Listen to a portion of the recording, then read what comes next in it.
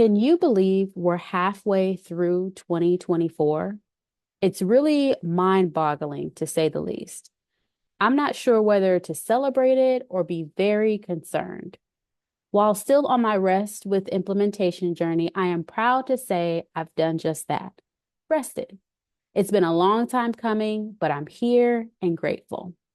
There are other highlighted celebrations this midpoint brings, to include my youngest sister's birthday, Pride, and today, Juneteenth.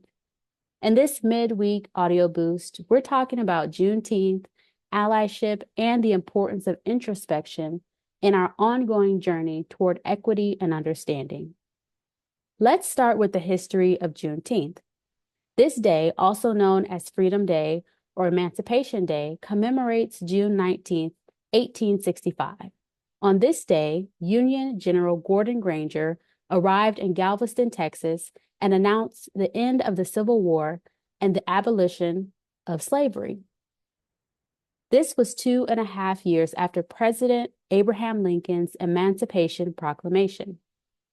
The delay was due to a variety of factors, including the minimal presence of Union troops in Texas to enforce the new executive order.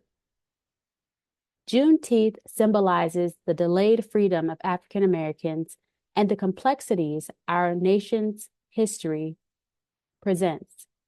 It's a day of reflection, celebration, and education, and it's more important than ever to understand its significance as we continue to strive for racial equity. Allyship is a crucial aspect of advancing social justice. But what does it mean to be an ally? Who should it be? Why should we do it? At its core, allyship involves supporting underrepresented communities by actively working to dismantle systemic inequities. It's about more than just sympathy or passive support. It requires ongoing action, education, and a willingness to listen and learn.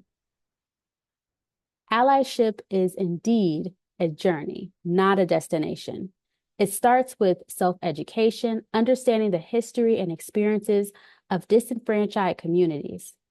It's about recognizing your own privilege and using it to amplify the voices of those who are often unheard. Allyship means standing up against injustices, even when it's uncomfortable or inconvenient. This week, I had the opportunity to share with a group of college students and professionals about the foundations of diversity, equity, inclusion, and belonging, to include our human experiences, privilege, and belonging. Attendees received training on 3 positions of advantage, to include privilege, proximity, and power. We explore the differences between these advantages and scenarios where they could speak out and stand up through allyship and advocacy. Some examples were explored, and what I suggest you can consider for yourself are securing educational resources, books, articles, and documentaries that can provide valuable insights on Juneteenth and other conversations on racial equity.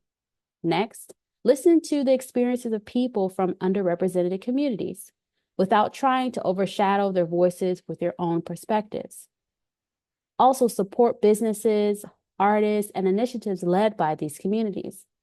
Finally, advocate for systemic change by supporting policies and leaders who prioritize equity and justice.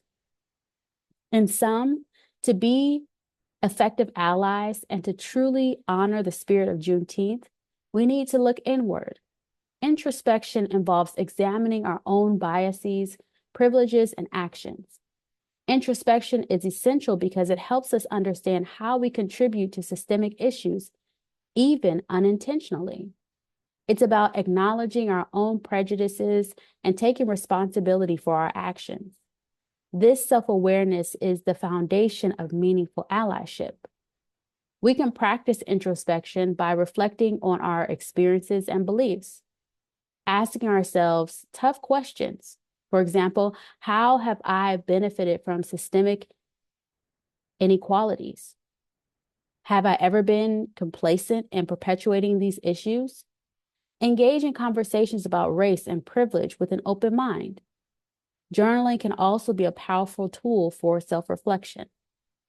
Lastly, seek feedback from disenfranchised individuals about how you can improve your allyship. Ultimately, introspection allows us to grow and become more effective in our advocacy efforts.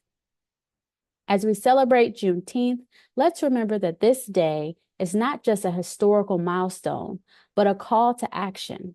It's a reminder of the progress we've made and the work that still needs to be done. By committing to allyship and introspection, we can all play a part in creating a more just and equitable society. I thank you for listening. Let's continue to educate ourselves, support one another, and strive for a world where freedom and equity are truly universal. Also, if you're interested in conversations like this for yourself individually or for your organization and business, feel free to connect with me.